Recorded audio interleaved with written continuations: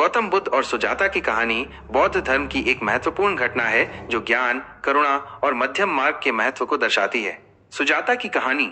सुजाता बोधगया के पास एक गांव में रहने वाली एक युवती थी। वह एक धनी परिवार से थी और उसका विवाह एक अच्छे परिवार में हुआ था। सुजाता बहुत ही दयालु और धार्मिक स्वभाव की थी। बुद्ध का तपस्या काल। जब सिद्धार्थ गौतम ने संन्यास लिया तो उन्होंने 6 साल तक कठोर तपस्या की। इस दौरान उन्होंने अन्न जल त्याग दिया और उनका शरीर बहुत दुर्बल हो गया। एक दिन वे निरंजना नदी के किनारे बैठे थे जहां उनका शरीर अत्यंत कमजोर हो गया था। सुजाता का बुद्ध को भोजन अर्पण।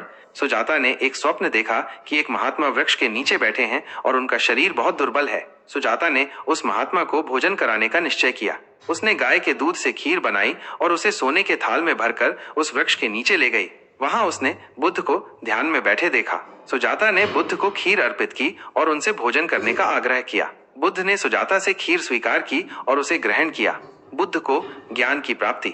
जब बुद्ध ने सुजाता की खीर खाई तो उन्हें लगा कि उनका शरीर फिर से ऊर्जा से भर गया है। उन्होंने अनुभव किया कि कठोर तपस्या से ज्ञान की प्राप्ति नहीं हो सकती। उन्होंने मध्यम मार्ग का अनुसरण करने का निश्चय किया। उसी दिन बुद्ध ने बोधि वृक्ष के नीचे समाधि लगाई और उन्हें ज्ञान की प्राप्ति हुई। कहानी का नैतिक। यह कहानी हमें सिखाती है कि मध्यम मार्ग का महत्व न तो अधिक भोग विलास और न ही अधिक कठोर तपस्या बल्कि मध्यम मार्ग का अनुसरण करना चाहिए। भोजन का महत्व। भोजन हमारे शरीर को ऊर्जा प्रदान करता है और हमें स्वस्थ रहने में मदद करता है।